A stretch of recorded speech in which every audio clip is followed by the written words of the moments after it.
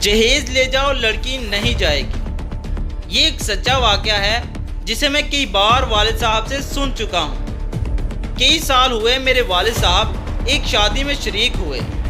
شادی ایک سیاستدان اور سرمایہ دار کی بیٹی کی تھی اور ان کی صرف ایک ہی بیٹی تھی۔ ایک بڑی جائیداد کی اکلوتی وارث تھی۔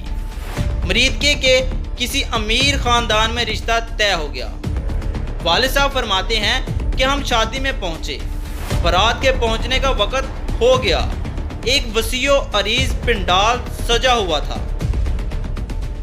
والد صاحب فرماتے ہیں کہ کھانے اور بیٹھنے کے ساتھ ایک تیسرا بڑا پنڈال بھی تھا جس میں جہیز کا سارا سامان رکھا گیا تھا۔ خیر بارات آ گئی۔ لڑکی کا والد بارات کو لے کر سیدھا جہیز والے پنڈال میں چلا گیا اور لڑکے والوں سے کہنے لگا کہ آپ لوگ سامان دیکھ لیں کہ کوئی چیز کم تو نہیں جو آپ کی طرف سے مطالبہ کی گئی ہو اور یہاں نہ ہو۔ ہر چیز کے ساتھ ایک پرچی لگی ہوئی تھی کہ لڑکے کی پھپھو کی مانگ، خالہ کی مانگ، فلاں فلاں کی مانگ۔ بارات نے جب سارا جہیز دیکھ لیا تو لڑکی کا والد بارات کو لے کر سیدھا کھانے والے پنڈال میں پہنچا اور کھانا کھلوا دیا۔ لڑکی والے کہتے رہے کہ پہلے نکاح پڑھ لیتے ہیں پھر کھانا کھائیں گے۔ لڑکی کا والد ان کو ٹالتا رہا اور کھانا شروع کروا دیا گیا۔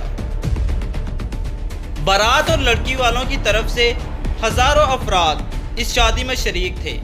کوئی چھوٹی شادی نہیں تھی۔ خیر کھانا کھا لیا گیا۔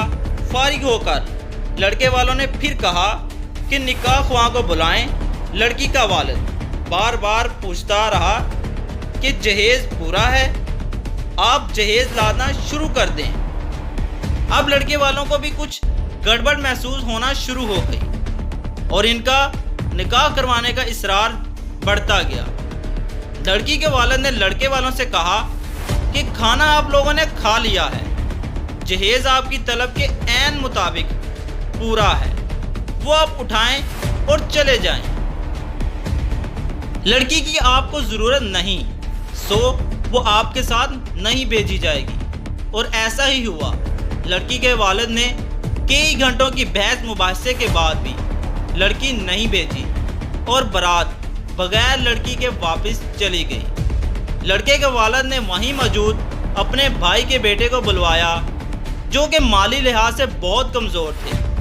نکاح خواہ کو بلا کر اور بیٹی کا نکاح بھتیجے سے کروا کر لڑکی کو اس کے ساتھ رخصت کر دیا۔